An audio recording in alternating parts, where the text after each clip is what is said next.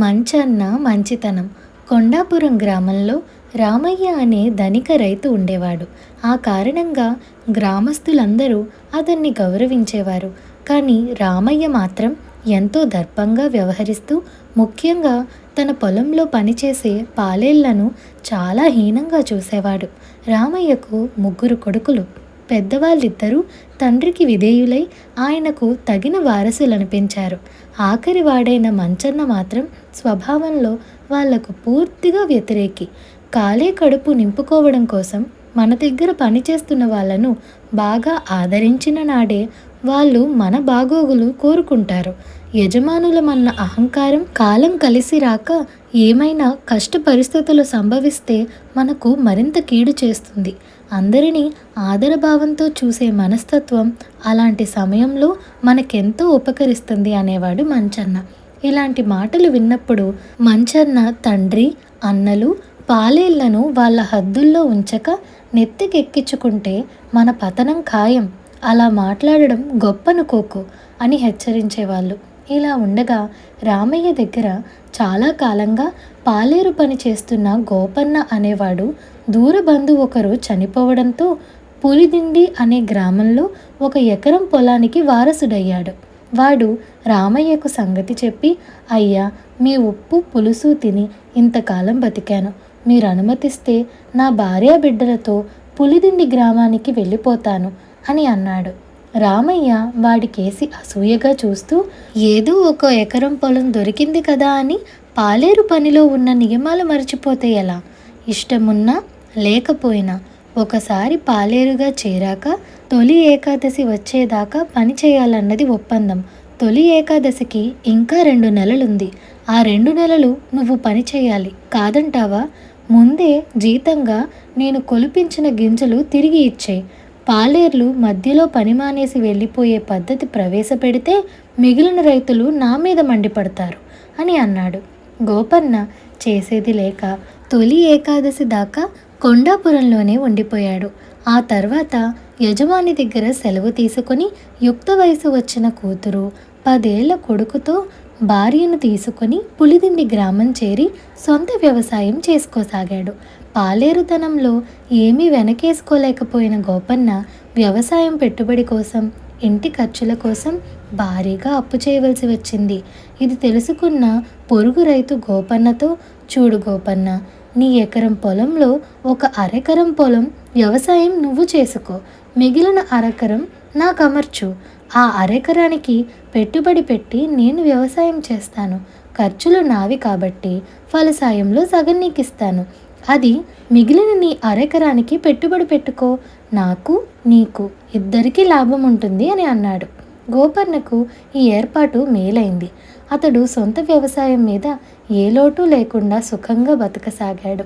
ఈ స్థితిలో గోపన్న తన కూతురుకు ఒక పెళ్లి సంబంధం కుదుర్చుకున్నాడు. అతడు స్వయంగా కొండాపురం వెళ్ళి తన పాత యజమాని రామయ్యను పెళ్లికి రావాల్సిందిగా ఆహ్వానించాడు. ఇందుకు రామయ్య, అతడి పెద్ద కొడుకులిద్దరూ అయిష్టంగా మాట్లాడినా మంచన్న మాత్రం అతన్ని ఒంటరిగా కలుసుకొని, గోపన్న, నువ్వు చాలా కాలం నమ్మకంగా మా దగ్గర పనిచేశావు. తండ్రి చాటు బిడ్డగా ఇప్పుడు నీకు 1 రూపాయి కూడా ఇవ్వలేనందుకు బాధగా ఉంది. కానీ నీ కూతురు పెళ్ళికి మాత్రం తప్పకుండా వస్తాను అని చెప్పాడు. అలా అన్నమాట ప్రకారం తండ్రి, అన్నలు వెటకారం చేస్తున్నా మంచన్న గోపన్న కూతురు పెళ్లికి పులిదిండి గ్రామం వెళ్ళాడు. ఆ సమయంలో గోపన్న అరెకరం పొలాన్ని సాగు చేస్తున్న పొరుగు రైతు అకస్మాత్తుగా కాలం చేశాడు. పెళ్లి సందర్భంలో అతడు కట్నానికి సరిపడా డబ్బు ఇవ్వవలసి ఉంది. తన ఇంట్లో శుభకార్యం కోసం విచారంలో మునిగి ఉన్న పొరుగు రైతు కుటుంబం వాళ్ళను డబ్బు అడగకూడదనుకున్నాడు గోపన్న. అయితే మగ పెళ్లివారు సరిగ్గా పెళ్లిపీటల మీద ఇవ్వవలసిన కట్నం డబ్బు ఇవ్వమని పట్టుబట్టారు. గోపన్న ఏమీ చేయలేక మంచన్నను చూసి, నా పరిస్థితి మీకు తెలియంది కాదు. కొండాపురం భూస్వామి గారి అబ్బాయిగా పెళ్లివారికి నచ్చ చెప్పండి అని కోరాడు. మంచన్న పెళ్ళికొడుకు తండ్రికి పరిస్థితి వివరించాడు. అయినా అతడు తన పట్టు వదలక, ఆ చనిపోయాడనే పొరుగు రైతు లోగడ డబ్బు ఇచ్చేశాడేమో, ఎవరికెరుక? ఒక పని చేయండి, 1 అరెకరం పొలం పెళ్ళికొడుకు పేరు మీద రాసివ్వమనండి, లేదా ఈ పెళ్లి జరగదు అని అనేశాడు. గోపన్న పెళ్ళికొడుకు పేర అరెకరం రాయడానికి సిద్ధపడ్డాడు. కానీ అతడి కూతురు సుభాషిణి అందుకు ఒప్పుకోక, కాబోయే వియ్యంకుడి మాట నమ్మలేని సంబంధం మనకు వద్దు, వాళ్ళు వట్టి డబ్బు మనుషులు అనేసింది చిరాకు పడుతూ. ఈ మాటలు మగ పెళ్లివారికి ఆగ్రహం తెప్పించాయి. ఆడదానికింత అహంకారం పనికిరాదు, కానీ కట్నం లేకుండా తాళి కట్టేవాణ్ణి చేసుకో అని రకరకాలుగా మాట్లాడుతూ పెళ్లి పందిరి నుంచి వెళ్ళిపోయారు. పెళ్లివారు వెళ్ళిపోతుంటే దిగులుగా కూర్చున్నాడు గోపన్న. అప్పుడు మంచన్న, నాకు చిన్నప్పటి నుంచి మనుషుల మంచితనం తప్ప ఉన్నవాడు లేనివాడు అన్న తేడాలు తెలియవు. నీ కూతురు సుభాషిని చిన్నప్పటి నుంచి నాకు తెలుసు. ఆమె స్వాభిమానం నాకు నచ్చింది. నీకు అభ్యంతరం లేకపోతే ఇదే ముహూర్తానికి నేను అన్ని కష్టాలకు సిద్ధపడి మీ అమ్మాయిని పెళ్లి చేసుకుంటాను అన్నాడు. గోపన్నకు మంచన్న తండ్రి రామయ్య పెద్ద ఆస్తిపరుడని తెలుసు గనుక ఇందుకు ఒప్పుకోలేదు. కానీ మంచన్న అతడితో, పీటల మీద పెళ్ళి ఆగిపోతే నీ కూతుర్ని చేసుకునేందుకు అంత త్వరగా ఎవ్వరూ ముందుకు రారు. నా కుటుంబం వాళ్లకు నేను నచ్చ చెప్పుకుంటాను, ఈ పెళ్ళికి కాదనకు అని బలవంత పెట్టాడు. ఈ విధంగా అనుకున్న ముహూర్తానికి గోపన్న కూతురు సుభాషినితో మంచన్నకు పెళ్లి జరిగిపోయింది. భార్యని తీసుకొని ఇంటికి వచ్చిన మంచన్న మీద అతడి తండ్రి, అన్నలు మండిపడ్డారు. బాగా ఆలోచించిన మీదట మర్నాడు రామయ్య మంచన్నతో, కన్న కొడుకువి కాబట్టి నీకు కొంత డబ్బిస్తాను. నేను ఈ ఊళ్ళో తలెత్తుకు తిరగాలంటే నీ భార్యను తీసుకొని ఎటన్నా వెళ్ళిపో అని అన్నాడు. మంచన్న తండ్రి ఇచ్చిన డబ్బు తీసుకొని పులిదిండి గ్రామానికి వెళ్ళాడు. అక్కడ కొంత పొలం కౌలుకు తీసుకొని ఆ డబ్బు పెట్టుబడిగా వ్యవసాయం ప్రారంభించి 4-5 ఏళ్ళు గడిచేసరికి సొంతానికి కొంత పొలం కొనుక్కున్నాడు.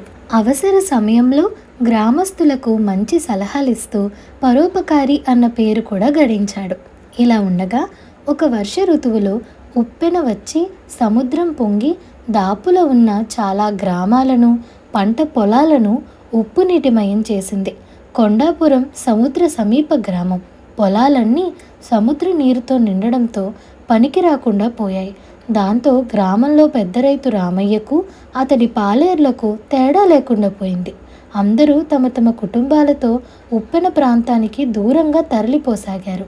ఇది విన్న మంచన్న మరియు పులిదిండి గ్రామస్తులు నిరాశ్రయులైన వారికి తమ గ్రామంలో ఆశ్రయం కల్పించి తమకు చేతనైన సాయం చేయసాగారు. ఆ సమయంలో మంచన్నకు తన తండ్రి, అన్నలు కూడా గ్రామం విడిచి ఎక్కడికో బయలుదేరినట్టు తెలిసింది. వెంటనే అతడు భార్యను, మామ గోపన్నను వెంట పెట్టుకుని బయలుదేరాడు. వాళ్లకు గ్రామ పొలిమేరల్లో కట్టుబట్టలతో కొండంత దిగులుతో దిక్కులు చూస్తూ వస్తున్న రామయ్య, అతడి 2 కొడుకులు కనిపించారు. రామయ్య తన కొడుకును కోడలిని చూస్తూనే దుఃఖంతో కంటతడి పెట్టుకున్నాడు. మంచన్న తండ్రి చేతులు పట్టుకొని, ఇప్పుడు విచారపడవలసినది ఏమీ లేదు.